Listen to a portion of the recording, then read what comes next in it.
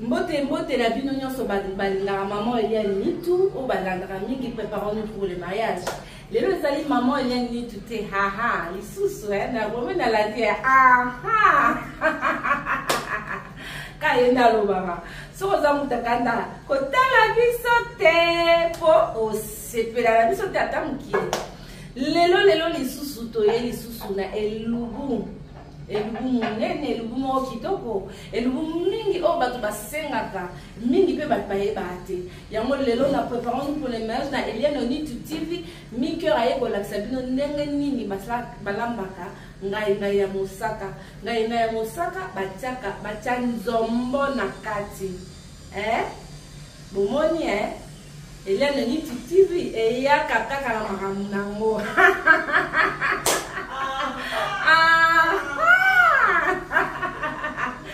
bon, tosala musaka na biso, totuti, totie na bassin, topase, totie na moto, etoka. Tokolakisa bino ndenge musaka eza na moto. Musaka na biso yango yo.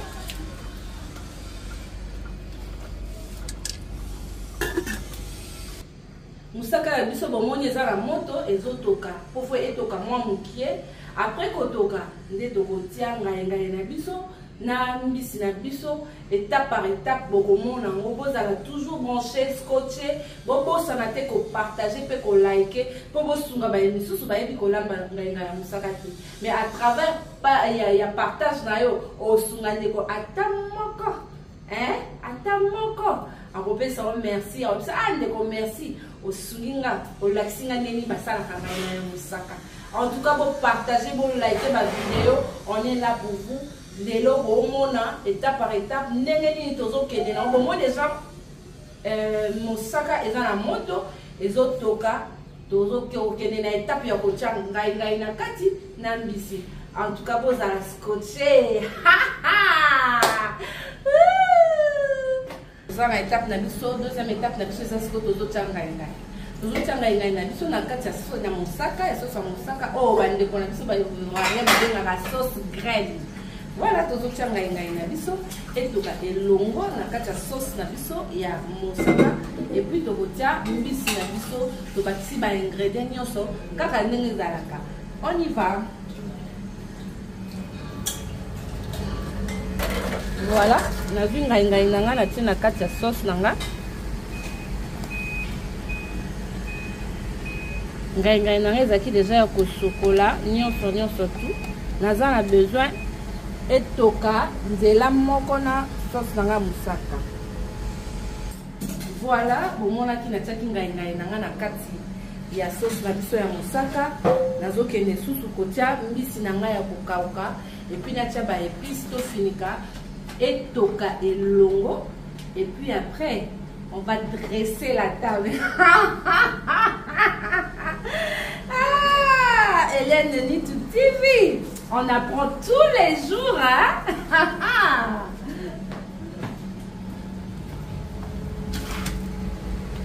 Voilà. Mbisi nanga na kati ya mosaka. Et puis nazotia ba épices nangai. Voilà, totiaki ngai na biso na mbisi. Tozotia matungulu na biso na ndembi. Voilà. Voilà. Ndembi nanga ezebele. Tomate nanga ya mbuma. Na osaka tomate ya mbuma.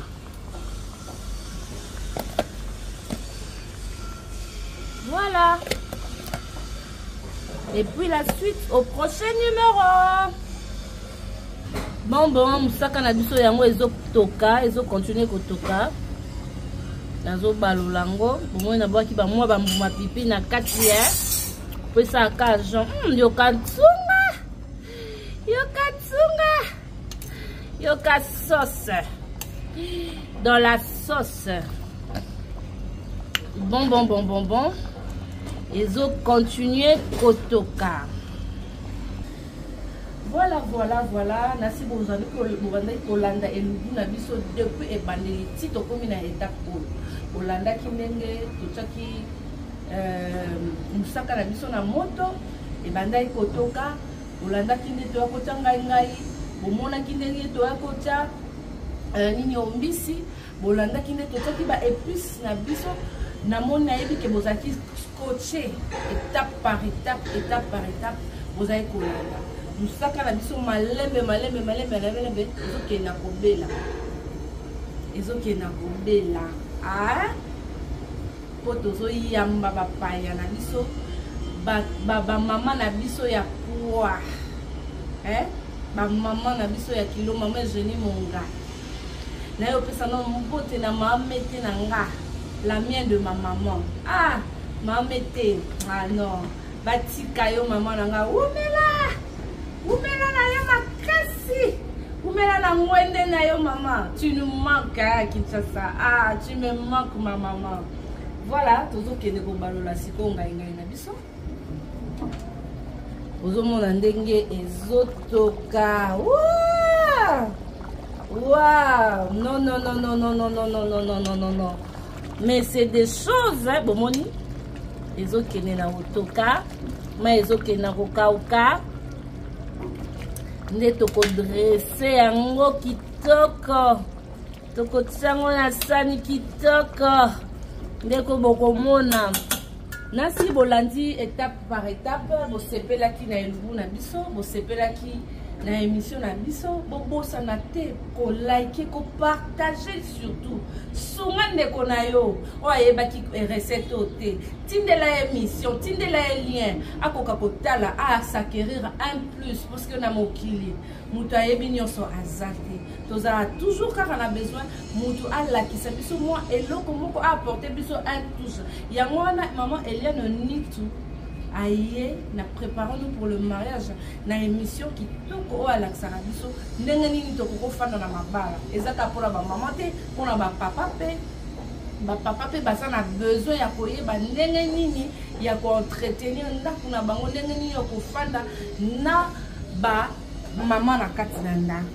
Donc toza wana na bino elongo bolemba biso te toza wana pour continuer à kopesa biso ba suggestion oza na besoin toza na besoin de conseil on est là le numéro est affiché benga okozwa biso na service donc bosana pete na bosana service traiteur la providence à Longanzala.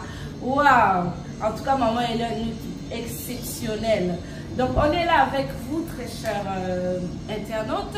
Nazaki na bino elongo ko bale tisuka bokomona ndenge nini toko dresser table na biso bokomona ndenge nini papa ya na biso bakolia bilingu na biso bokomona pe ndenge nini toko tumba misi na biso parce que tout ça na bino na malembe na to sisite on ezaki kara misusu mais parti mususu pe zali sur le trace de ma maman toujours conseil à maman yango bomona kana yaka tango nyonso na yaka soka za awa na yaka atikela ngana no atala est-ce que conseil na pesa mwana ezwaka esika mais azaka jamais déçu parce que conseil wana efanda eza scotché serré cimenté même parce que azwaka ba doléance te tokenane toujours kitoko maleme tikino bisika nzamba komema biso na lingi bino mingi Bozala, vous continuez à s'abonner massivement dans Eliane Nitu TV. Vous allez déçu et vous n'allez jamais déçu. On vous aime beaucoup, on vous aime. J'espère que vous comprenez qui est le bon avis sur Alelo. Ceux qui ont besoin de questions, dans les commentaires gentils surtout. Pas des commentaires qui choquent. Pas des commentaires méchants parce que tout ça, on a tout ça dans la. En tout cas, merci à vous. Merci à vous, vous avez qui est belé. Je crois vous avez qui est belé, Rolanda Biso. Et nous, on a biso qu'on va naïbader. Qui n'en a souka, n'aimez bomoni et autres tokanamoto. Dès qu'on t'a la paix, n'aimez ni toko dresser à mon amesa, n'aimez ni peut m'inviter la biso, bakolia qui toko. Suggestion la bango. Donc on est ensemble, il n'y a pas de soucis, c'est des choses, hein. C'est des choses. Mouah.